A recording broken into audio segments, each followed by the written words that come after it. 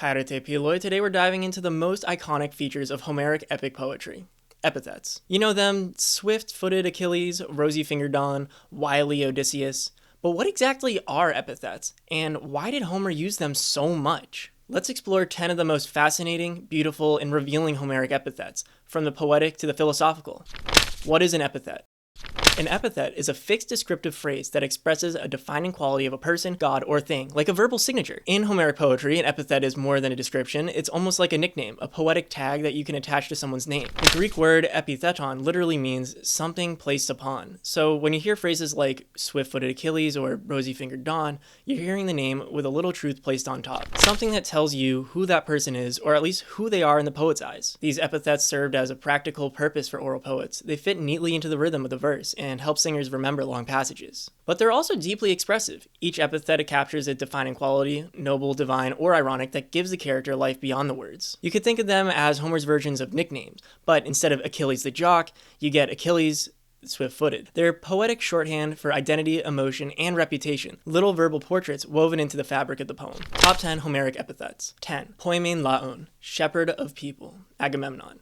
This is from Iliad 2.243. This epithet casts Agamemnon as the ideal king, a shepherd, guiding and protecting his flock. The metaphor of ruler as shepherd is deeply ancient, appearing across the Near East as a symbol of benevolent leadership and moral duty. But in Homer's hands, it's often ironic. Agamemnon quarrels, offends, and fails to inspire loyalty. Hardly the gentle guardian his title suggests. Shepherd of the people becomes a poetic ideal the man himself cannot live up to. It's a perfect example of how Homeric epithets aren't just formulaic filler, they can carry quiet critique and character commentary beneath the surface. Further, it's pretty cool seeing this in the Iliad long before Jesus took the title. Number 9. Agiakos, aegis holding, Zeus.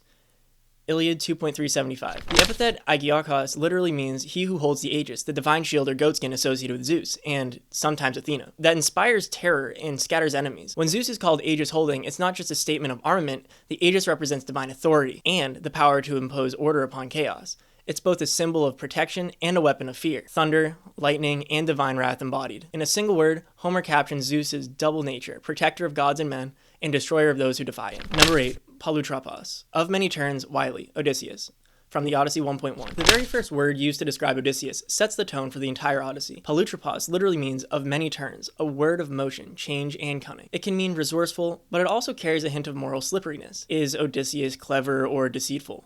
A hero of intelligence or a man of twisting through his own lies, which is precisely why I like to translate it as two-faced, though Homer never tells us outright. Instead, he lets the epithet itself keep turning. Number 7, Boepis Potnia, cow-eyed lady, Hera. Iliad 1.551. To us, cow-eyed might sound like an insult, but to the ancient Greeks, it was a height of beauty. The epithet Boepis literally means with the eyes of a cow. Wide, serene, and luminous, a mark of divine majesty. Paired with Potnia, meaning lady or mistress, this phrase represents Hera as both regal and formidable. She is queenly, commanding, and impossible to ignore. A reminder that even beauty in Homeric world carries power. Kourouteiolos, shiny helmeted Hector. Iliad 6.263. The epithet Kourouteiolos literally means with glancing, flashing helmet. It conjures Hector as a gleaming warrior of Troy, radiant in bronze, terrifying in battle, but Homer turns this martial image on its head in one of the poem's most tender scenes, when Hector's infant son recoils in fear from the same shining helmet. In that moment, the symbol of heroic glory becomes something that separates father from child, a reminder that every epithet of honor also carries its human cost. Number 5,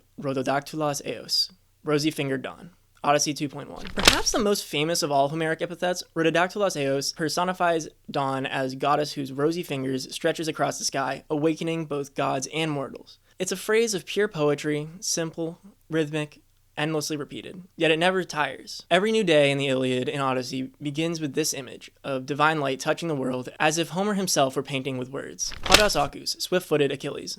Iliad 1.58. And others. Not just about speed, swift-footed captures Achilles' restlessness, his need for motion, for action, for glory. Even when he's still, the epithet reminds us he's always ready, coiled like a spring, born to move towards battle and fame. It's one of Homer's most enduring phrases, a portrait of hero, defined not by where he's going, but by the fact that he can never stop. Further, it's just interesting to see that it's speed, not strength, that gives Achilles his power. Number 3, Glaucopis Athene, bright-eyed Athena.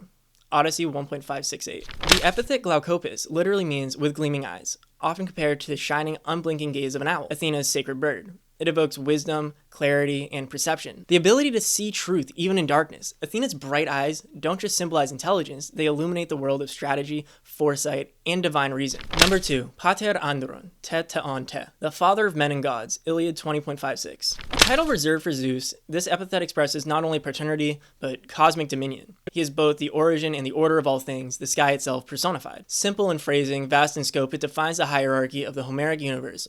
One father ruling both heaven and earth. Before I reveal my number 1 pick, here are some honorable mentions. Spinthius, destroyer of mice, Apollo, a local epithet from Chryse, recalling Apollo's power to send or avert plague. Even the smallest creatures fall under his divine control. Palutlas, much enduring Odysseus. A twin to Palutropos, this phrase captures the sheer resilience of a hero who survives not through his might, but through his endurance. And lastly, Ba'ain Agathos, good at the war cry, Diomedes and Menelaus. Proof that not every Homeric virtue is lofty. Sometimes being loud was part of being heroic. And now for our number 1 pick. Kleos ӓφθιτον, undying fame. Iliad 9.413. Not exclusively bound to any one hero, this epithet captures the essence of Homeric immortality. Kleos means glory, the song of one's deeds. Áφθιτον means imperishable, and together they form the heartbeat of epic poetry. The idea that while flesh perishes, the spoken word endures. For Achilles, Kleos Áφθιτον is not just an ideal, but a choice to die young at Troy, and paradoxically, to live forever in song. It's the moment when human mortality meets divine language, and the poet's words make the hero eternal. And there you have it, 10 of the most iconic Homeric epithets, each a tiny window into ancient Greek values, language, and imagination. If you enjoyed this, check out my other videos on esoteric ancient Greek idioms. Until next time, Χαίρετε, and remember, be positive and be yourself. Peace.